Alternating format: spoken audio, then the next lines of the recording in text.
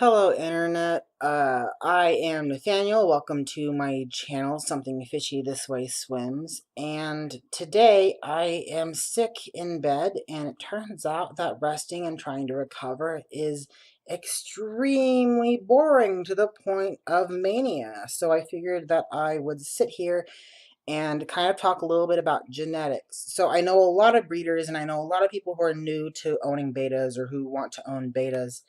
And I've gotten a bunch of questions about genetics, so I kind of want to talk a little bit about specific tail types, specific colors, and the dangers of them. As a disclaimer, I'm going to be talking a lot about the negative traits, because obviously the positive traits are purely aesthetic. I am not trying to persuade you to not buy these fish or to not breed these fish. They are absolutely beautiful fish. I am just here to give some information so that you can make an educated decision onto what you want to do with your wonderful little water babies. So let's get into it. The first thing I'll talk about is Feathertails slash Rosetails. This is a pretty controversial topic. Well, I don't want to say controversial because when it comes down to it, no serious breeder will touch these. I'm not saying obviously they exist, so there are some breeders, but no one really credible is going to touch Rosetails and Feathertails. And that is typically because they have genetic traits that cause small bodies and large fins, which means that your fish will have severe issues with mobility, especially when it gets older and it starts to become a little bit weaker. These fish, they have such long tails and such thin rays in their fins, the bones in their fins, that they're pretty much useless. They can struggle with exhaustion, malnourishment because they're not able to get their food, to the point where sometimes they will, I don't want to say sometimes, but a lot of the times they will end up just straight up fin nipping, ripping their own fins off because they just have no other way of surviving. A lot of people who keep these fish long term end up having to trim their tails, which also means that because of the constant tail trimming and the constant tail nipping, that they are highly susceptible to fin rot and other fungal infections.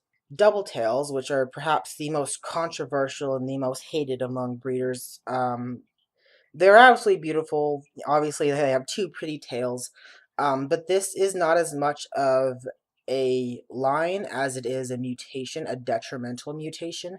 Um, and that is because the back of the body, they don't just have two tails, the entire back of their body is duplicated. And that can sometimes mean that they have severe deformities in their intestines and their digestive system, and especially in their swim bladder. The majority of double tails actually have a shorter spine. They're very compact, and they typically will have issues, like I said, with swim bladder, being able to digest food, pull nutrients. A lot of them typically die young, and it's very unfortunate because they are so beautiful.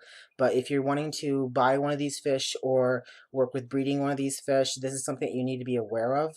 The double tail gene, from what I know, isn't typically too strong. You can definitely breed it out with some selective culling, but typically these fish are kind of dangerous to breed because they have such a high chance of a fatal deformity.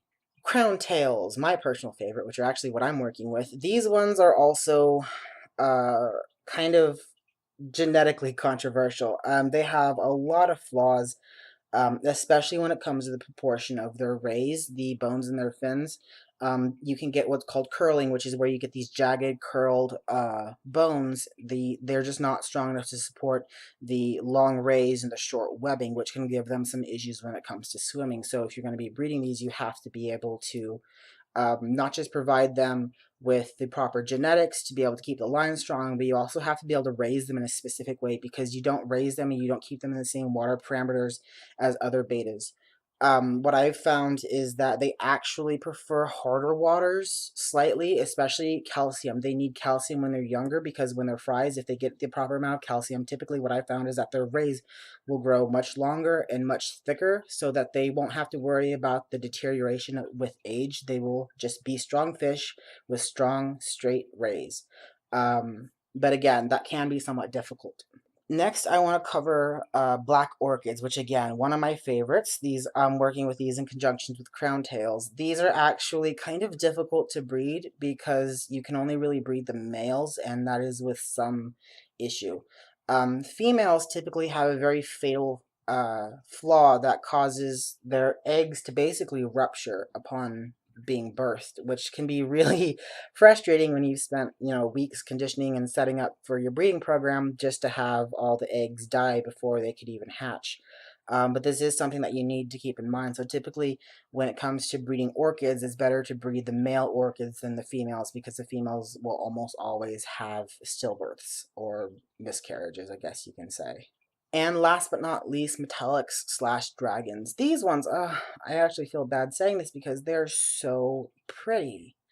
But they have two really big issues that a lot of people don't think about. And, they're not exactly the oldest when it comes to genetics. We're still working out a lot of the metallics and dragon genetic flaws because they actually are considered a pretty new line of betas. I think that they were recently crossed with an actual wild beta, and that's how we got the genetics in. So the first issue is what they call diamond dye. It's basically cataracts because of the metallic pigment that's produced so heavily in their scales. It can also spread to their eyes, which means that your fish may be partially, if not fully, blind. Another issue would actually be cancer. A lot of the metallics, especially the dragons, end up with tumors, particularly on the sides and the backs of the fish, which, from what I know, aren't painful, but it will drastically reduce the life expectancy of the fish and completely end any genetic line that you're working on. So there you have it. There's some information about genetics and answering some questions that I've been asked. Again, I'm just going to say I'm not trying to deter anyone from working with these or from buying these. Obviously, like I've said, I am working with these and I am buying these. The crowntails and the orchids, I adore them. These are all very beautiful fish. It's just something to look at and to consider when it comes to working on your genetic line or what you think that you are capable of treating as far as a pet. I always think that it's good to make an educated decision.